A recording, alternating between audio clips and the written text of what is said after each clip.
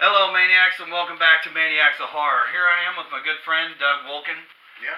And we are going to talk about Friday the 13th. the series. Not the TV series. Which I did watch. I'm sorry. I did. I watched the hell out of that series. Oh my God. Just hoping Jason would show up at one time and kill everybody on the set. Yeah, I mean, come on.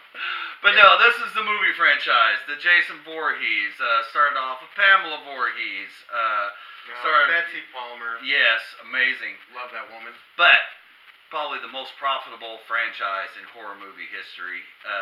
So many millions and millions of dollars made. Most recognizable. Like $1 billion? Yeah. Most recognizable icon of horror movies all time, Jason Voorhees. You can't go anywhere without that hockey mask, and people know immediately who you're talking about. Oh, yeah. Japan, China, Mexico, everywhere. Everybody knows Jason Voorhees. Made so much pop culture references that has come across on the Friday the 13th series. It is great. So we're just going to talk about it. Both of us love the series. Oh, yeah. Some of the movies not so great. Some of the movies a lot better than the others. But you still got to get through them. Yes. You got to do it. I always say the first 4 movies, possibly the greatest movies of franchise history, 1 through 4. Yeah. Freaking great stories. You know, like 3. Yeah. Is one of my favorite ones. Oh yeah. Even though the 3D effects, I mean, come on. But 4. Yeah. 4 is spectacular. Oh yeah, yeah. 4 of the death scenes are at the time they thought that they were going to end the series. That was going to be the end of Jason. That they were going to do no more. It. Yep. And of course, you know, hey, another one, but that's all right because that. I remember I had a lady at my work that was when the remake came about, and she says, "How many of those are they going to make?" And I asked her, "Well, how many Corvettes are they going to make?" Yeah. She goes, "I don't know." And I said, "Until they stop selling, that's when they're going to stop making it." Keep making them? Yeah, as long as they, yeah. But pretty much, if you put a hockey mask in it and a machete, and half-naked teenagers get hacked and slashed in the forest, absolutely. We're going to go watch it. Yes, it's going to be amazing. It might suck. Yeah, there's a bunch of them. But at the same time, you're like, get him! Yeah. Get him! She's even in the bad ones, there are great death scenes that we all remember. Yes. Like I love Jason X. A lot of the other people are like, Jason goes into space. Well, I was talking to somebody the other day, and they're like, I wouldn't watch that one. It's stupid. And I go, well, you haven't seen it. Yeah. You have to watch it because I was skeptical. I'm like, Jason in space, really? Yeah. It's like Leprechaun in space? Yeah. But Hellraiser Bloodlines came around the same time, and which again, I'm not bad on that one. But we'll talk about the Hellraiser series later time. At another day. Yeah, I know. I mean, we got plenty of time. I watched it. Yeah. And freaking loved it. Yes. It was hysterical. It was very good. They even put an idea and a story behind it. And to me, like how you keep killing him and he keeps coming back. I know. To me, I liked it. I like Jason X far better than Jason Takes Manhattan or Jason Goes to Hell. But I don't want to get on here and talk bad about certain movies because there's so much of that on the internet anyways. So, and there are fans of that. I'm sure there are fans that are just like, oh my gosh, Jason Goes to Hell. Best one ever. Really?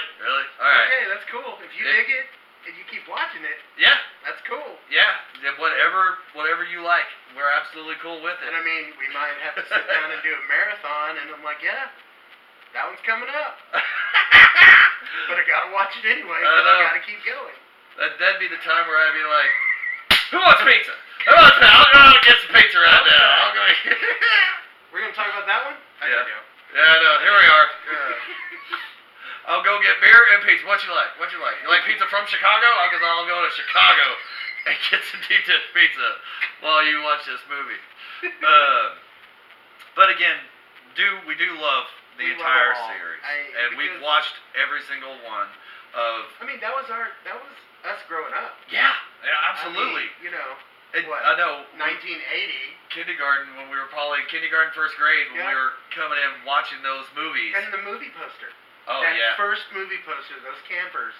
Oh, yeah. With the silhouette and then the knife, and I'm like, I'm a young kid, and I'm I like, know. I've got to see this. How am I going to talk my parents into taking me to see this? I know. Or I remember there was a commercial for it, and I don't remember because I was like 5 or 6 years old, but when it came out, it actually did like a countdown going 1, and then they'd show like a kill 2, and they did 13, and then it was Friday the 13th, and it was a great freaking deal, and that always stuck with me. I was like, oh my gosh, I want to see this movie.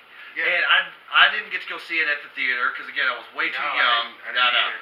I think it when it finally came out on cable or Channel 21 in the afternoon because we live in Texas. And yes.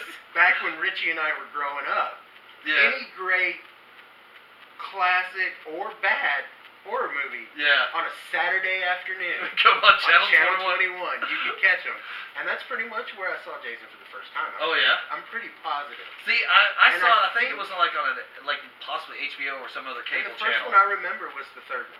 Yeah. Seeing it, and of course I grew up with my mom who loves horror. Yes. So I wasn't sheltered, so I got to see all that stuff. Yeah. Because I kind of policed myself for the most part. I mean, she took me to see Alien in the theater in '79. That's how old I am. Yeah. But, watching it Saturday afternoon, watching it on TV, and of course commercials, and they cut out some stuff, but still. Oh, it's still horrifying. I grew up in the country, and it scared the crap out of me. Oh, yeah. As a kid. That hockey mask. Uh-huh. He never said a word, Yes. And it's amazing. With me, I'm the youngest of 4. My sister's 15 years older than me. She started taking me to drive-ins when I was real young. But then later I would go and stay at her house, and she was a big Elvira fan, so she would watch those. I'd watch all the Elvira shows, but then whatever she would show, the B-rates. But then she would also go and get movies from your local video store, which you kids don't even, what is a video store? What is that? But there was another time. Yeah, there was mom and pop video stores all over. Great because they'd rent to you. They didn't give a damn. You're 6 years old. What do you want to see? I spit on your grave. Sure, why not? Your parents around? Oh, who cares? Yeah, there you are. That's growing up in small town Texas. Some of y'all don't know. I spit on your grave. Horrible movie to give to a child. Yeah. But don't try that at home. Yeah, it didn't have anything on the cover, so parents had no idea that this was such a bad movie, and you were like, wow.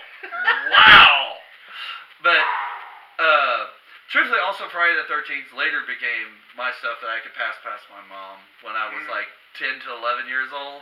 Because she would look at the cover and go, oh, okay, it's a Friday the 13th, it's a scary movie, yeah, you can watch that. Yeah, that's and had no idea that the rated R on the back was because there was nudity throughout most of those movies. What's going to happen in the 1980s when you get randy teenagers in the woods? Exactly. It happened a lot. Study. I feel bad for my son because he ain't going to be able to pass that stuff by me, and I'll automatically know. You know all of it. It doesn't matter. Hey, can I watch this? Nope. I had another lady that I was working with, and she was like, we were talking movies, and she goes, oh, I gave my 9-year-old The Howling. I went, you did what? What? Now, my mom did take me to see Howling 2. Okay. In the theater. And oh my God, that movie's bad. Yes. But I love it. Because when I was a kid, werewolves were my, Jason and werewolves were my favorite genre. Yes. I like critter movies. Yes. Oh, I got even a tattoo of wolf. Yeah. But I've always was born on a full moon. I love werewolf movies. That explains a lot. Anyway, so mine. We'll get into that. We'll talk later. We'll do a whole Howling and American Werewolf in London deal. Again, saw that in theater. Oh, with the Dr. Pepper guy. Oh yeah, I met him, and he was drinking a soda at Texas Frightmare Weekend, my convention I go to here in Dallas. And he was drinking a soda, and I was like, "Is that Dr. Pepper?" He went, "No." I went, "Tommy." You're in Texas, boy. David Lawton? Yes. David Lawton. I got his autograph and everything, and I was like, you used to dance around going, I'm a pepper, you're a pepper. Wouldn't you want to be a pepper, too? Yeah, and then I'm like, it's the Dr. Pepper guy. I'm, 10 years old? 1984? Yeah, it freaks your brain out when you see him transform into Yeah, it's like, oh! Yeah. Okay, back to Friday the 13th. we've known each other a long time, so we over might get 25 off years, topic. I bet. Yeah, something like that. But Friday the 13th, not the TV series. Yes. Let's start with the original. The original, one of the things I always like to say is it's kind of like a cool opposite story of Psycho, Alfred Hitchcock Psycho. And what I mean by that is an Alfred Hitchcock Psycho that Norman Bates is a psychopathic killer that is killing for his dead mother. Now, in the original Friday the 13th, Pamela Voorhees is a psychopathic killer killing for her dead son. Yeah. And throughout the whole thing, you think, like in Psycho, you think it's the mother that's going around killing everybody. You hear her voice and everything like that. Yeah. And in Friday the 13th, you think it's Jason. Yeah. Or somebody, that it's a man running around killing all these people. You never see her. Yeah. And then at the end, you find out, no, it's the mom killing everybody, and she hears a voice in her head saying, "Kill them, Mommy. Kill them all." Which later became the which Harry Manfredini, of course, put through the Ecoplex, and he just put the simplicity. Just basic deal, and that's what Jason hears in his head. Yeah. Well, I was talking to a friend of mine today before I came over here, and he had seen some of the later ones. Yeah. Before he ever, again, growing up, you see them on TV. Saw the later ones before he saw the first one. Oh, okay. Yeah. And he was telling me, like, I watched some of the older ones, and then I'm finally getting to watch the first one. I'm like, oh, it's Jason, Yeah. Jason. And then his mom shows up, and he's like, what the? Holy. And it really was like, she was like, hi, I'm Mrs. Voorhees. And he goes, oh, crap. He never watched Scream? I always joke about that on, and some of the people that have already on my group Maniacs of Horror have heard me say it, that on Scream where he gets up there, what's your favorite scary movie? If he had like 20% of my group on that deal, after like 2 hours, the guy's like, I'm sorry, I'm done. I need to kill you. I'm going to let you go, and I got to wake up in the morning. I got to go to work, take the kids to school. But, yeah, because that's what I always say. It's like, oh, that's a very interesting question. What type of movie are you talking about? Are you talking about a slasher film? Yeah, there's so many different types of genre. Old black and white classics, or are we talking my favorite, the 70s genre, or are we going into the slasher films of the 80s and the 90s, possibly into the new independent stuff that's going out today? How about foreign films? You like Japanese horror? Oh, no. There's so much that we can go into this. And then you'd be like, oh, okay. I really shouldn't have asked you that question. But it's what I always say that, and so many people even that are like, oh, I love Scream, and I bring up Friday the 13th, and they forget that Jason's not the killer, and I'm like, that's like a big basic deal. But sorry, there's 11 movies where Jason is the killer. There's one that there's 10 because 5 there is no Jason. No Jason, just delusional flashbacks. Yeah, pretty much. Yeah. Anyway.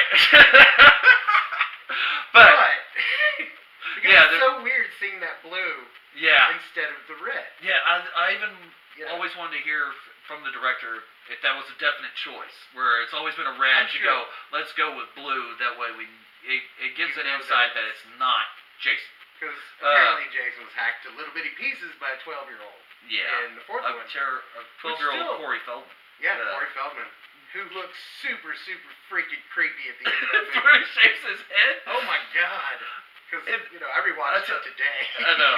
And how mentally deranged Jason is to have, that's me over there talking to it. No matter. Yeah. The oldest trick in the book, Jason. Yeah. You got fooled by it before. Yeah. It's not. No, it was his mother. I love the thing about this is your mother talking. Yes. Jenny was a genius. Yes. The Corey Feldman thing was a stretch. But it was a stretch, but it was kind of cool because you don't know really what's going on in Jason's mind at the time. He's and not then we get all to there. see the machete. And slide down the Tom Savini special effects. Yeah. This is amazing.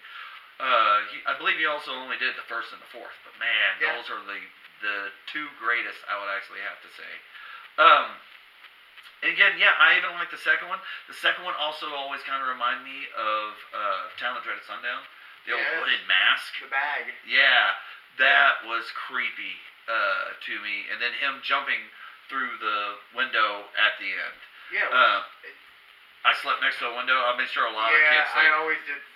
It terrifies you, yeah. You watch these on TV, and I grew up in the country. Yeah. So there was no neighbors anywhere near us, man. Yeah. And it's like that window.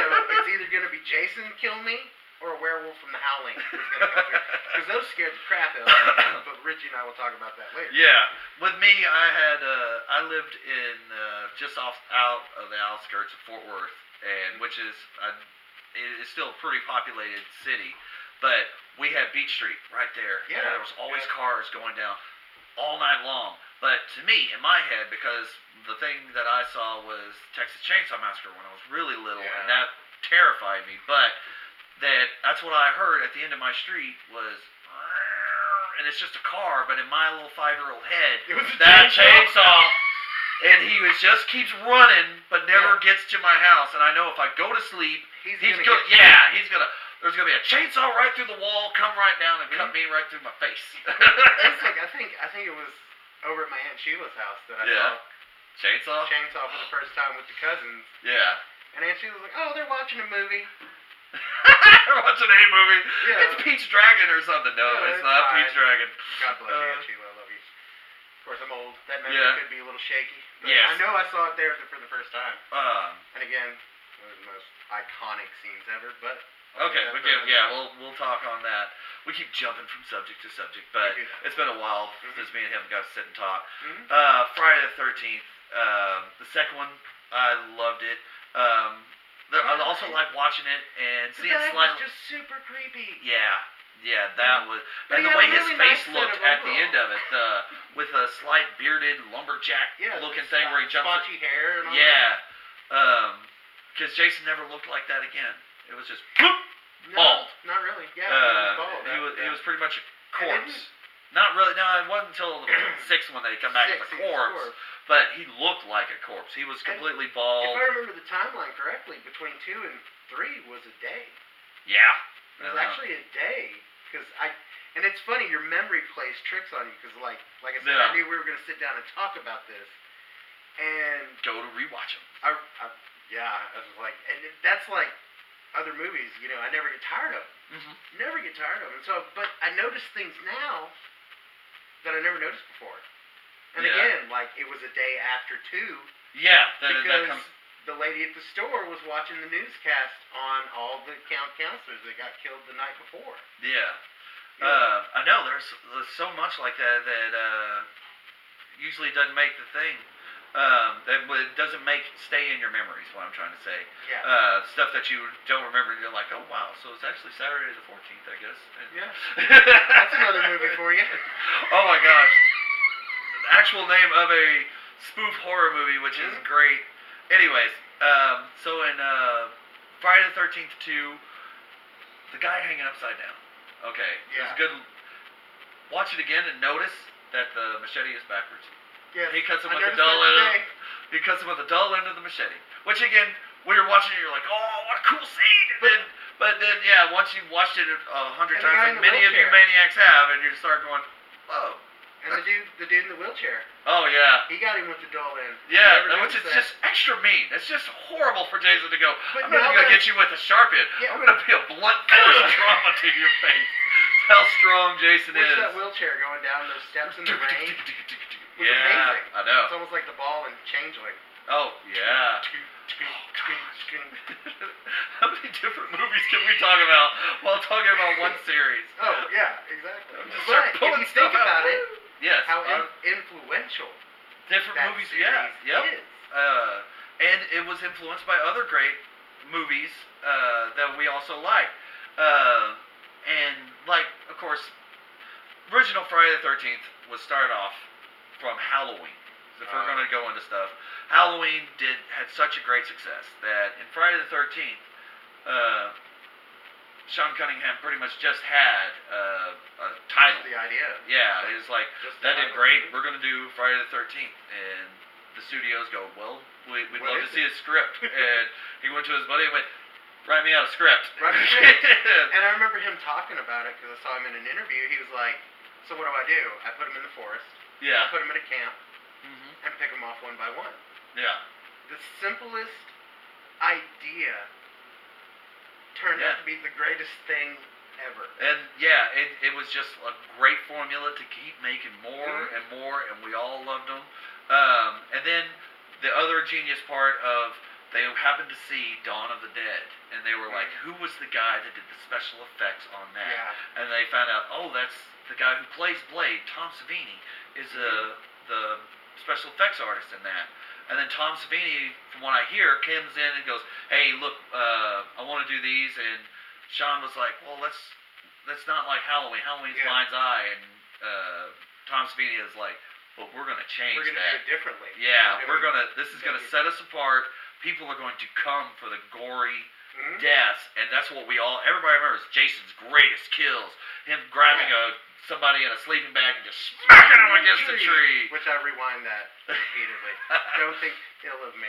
Yes. But it's hysterical. I know. It's a great scene. But you get a quarter way through the movie and you're like, okay, yes, I'm kind of endeared to some of these characters that I really like them, but once you get a couple movies in, you're like, they're all going to die. Yeah.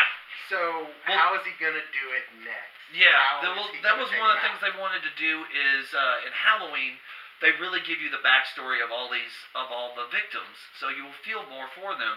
But in Friday the 13th, it was pretty much just they're kind of caricatures. Yeah, it's a stereotype. It's this person, it's this person, this person. You got the nerdy guy, the backstory is the killer.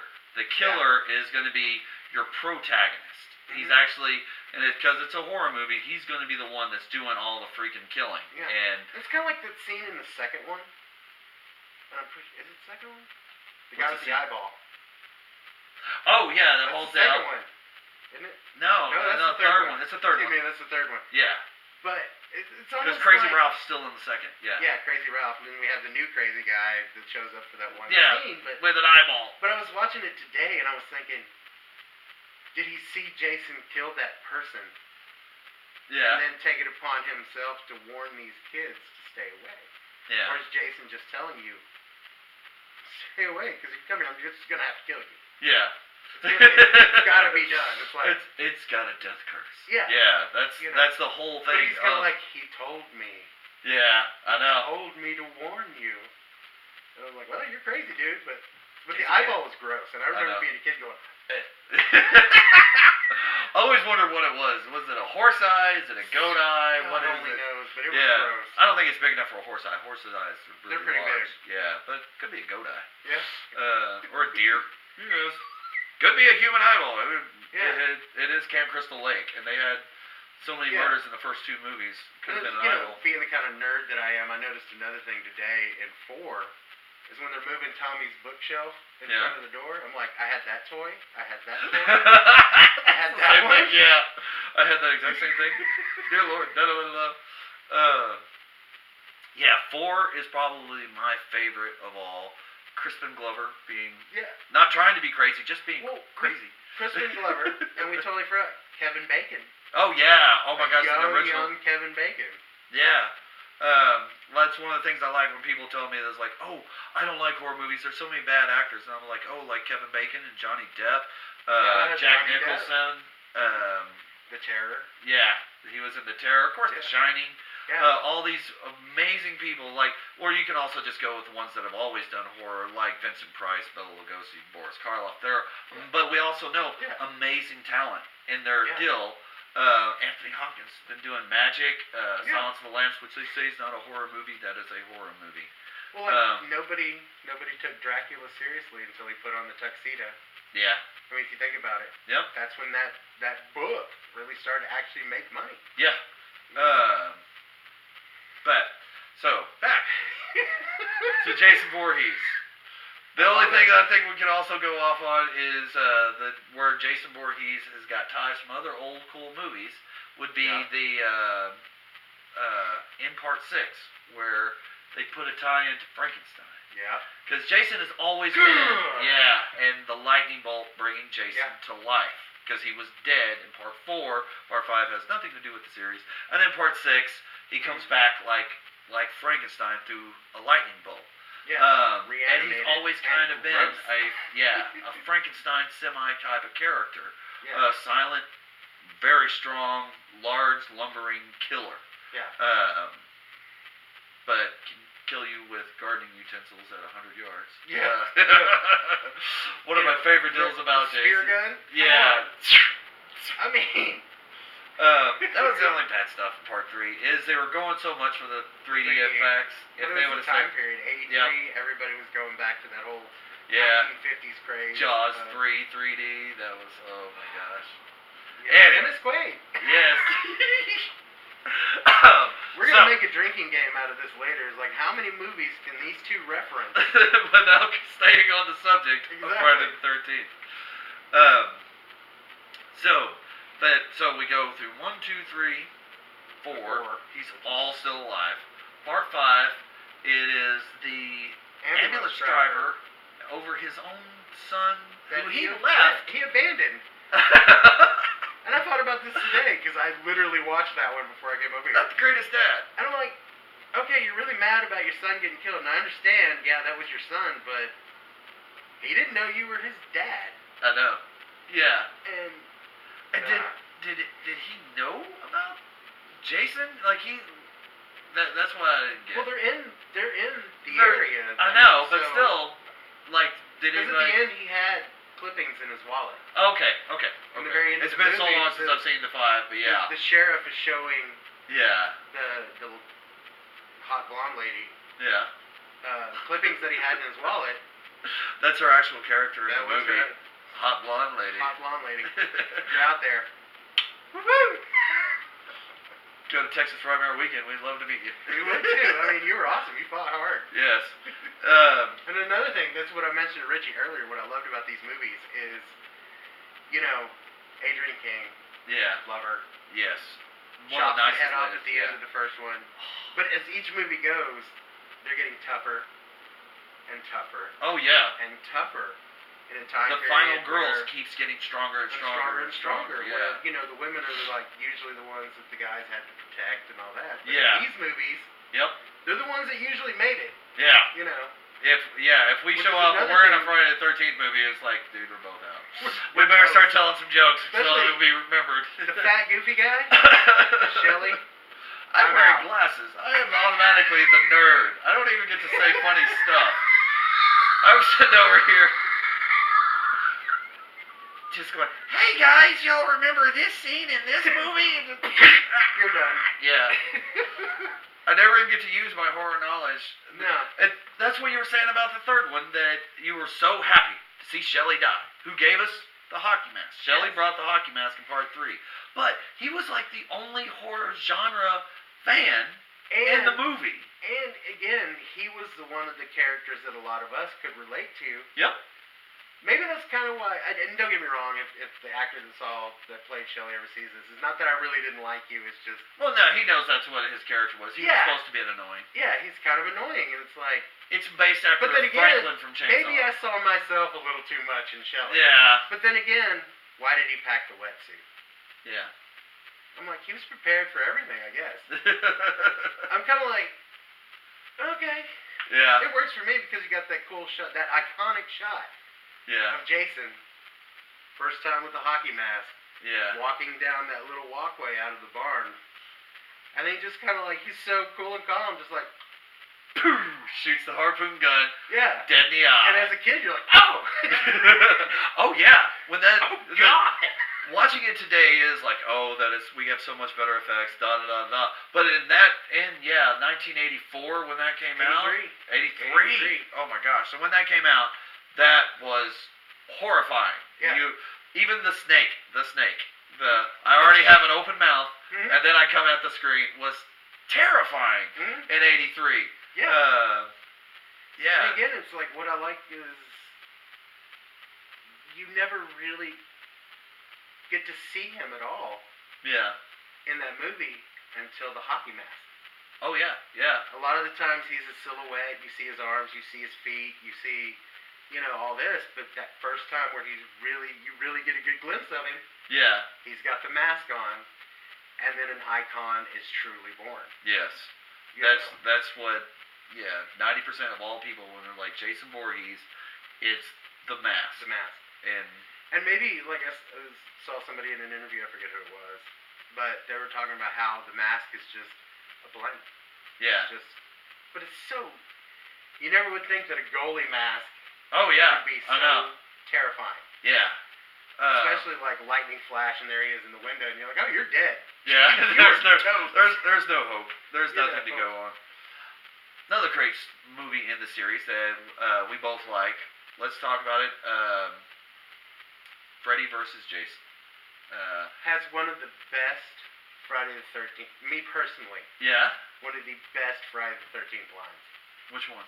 That goalie was pissed. That was pretty cool. I thought you were going to say the death. I do like where the boyfriend is still asleep in the bed and Jason comes in and just stabs him repeatedly in the bed and then folds him in half. That is a great death scene.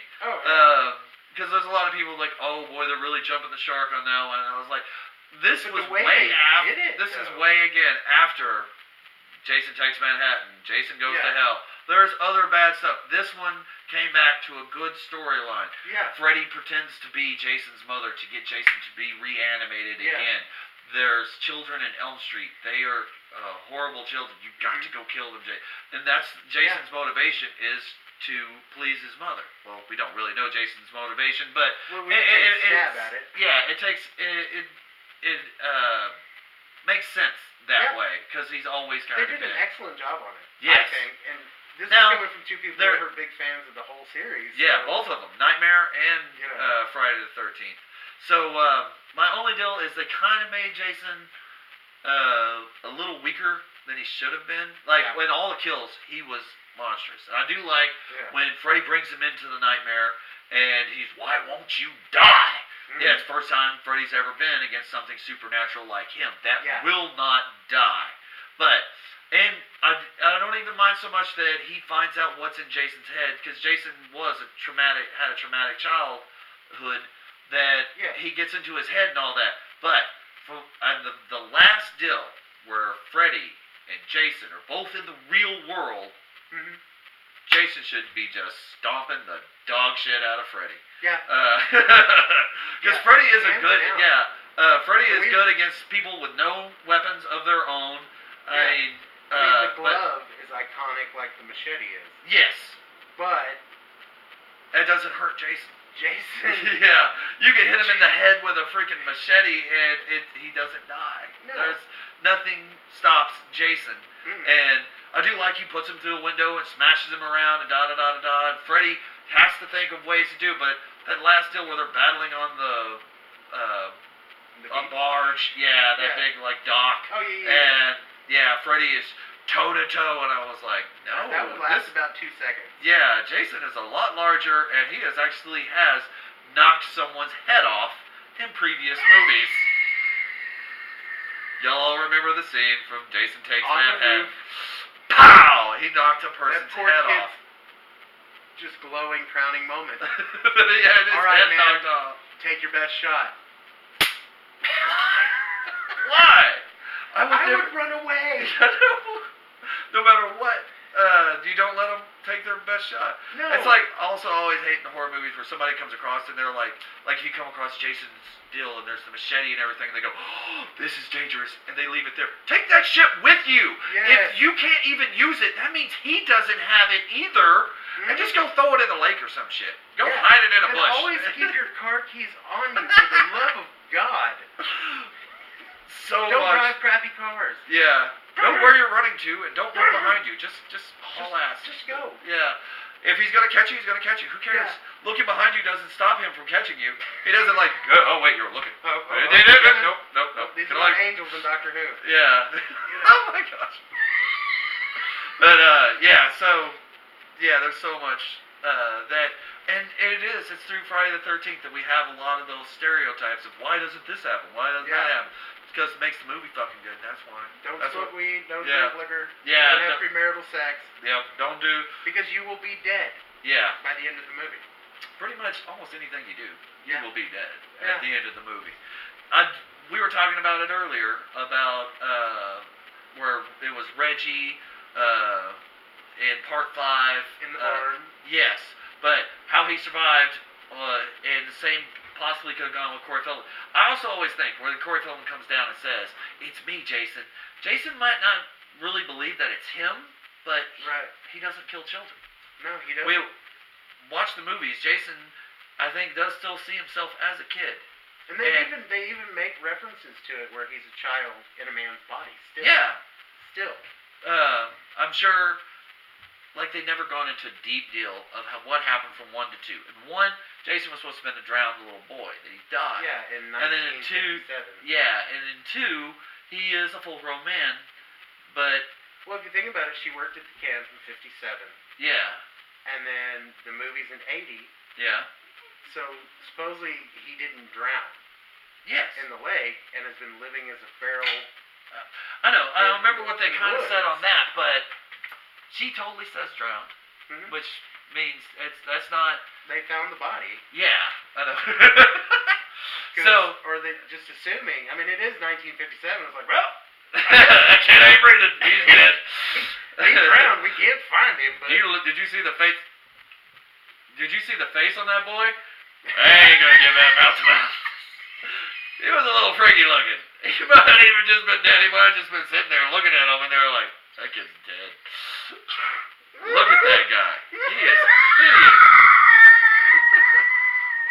It's one of my favorite things is to make Doug laugh. One day he will explode. I will. And it'll be like Scanners. Boom! That was so bad, White Boy Nerd. Oh, we missed.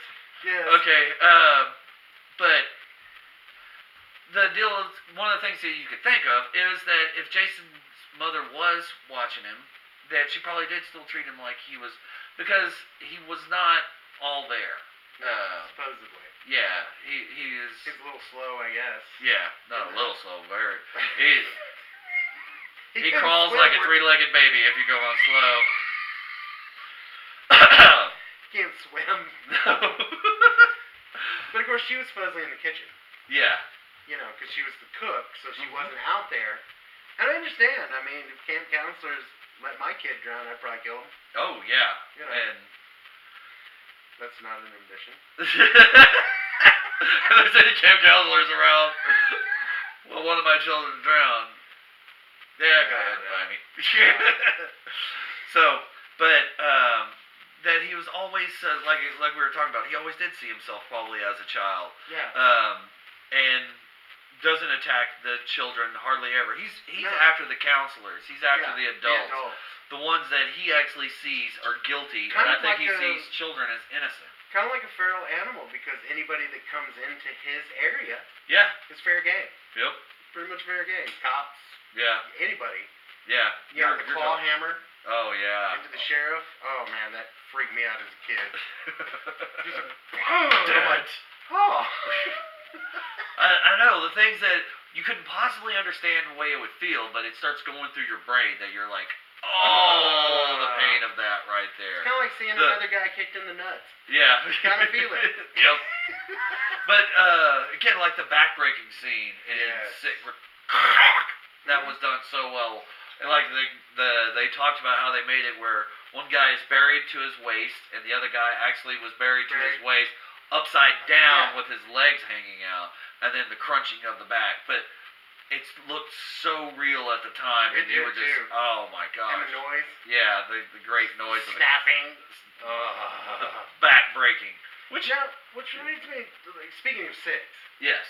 It's kind of like, and my other buddy today, we were watching 5 together.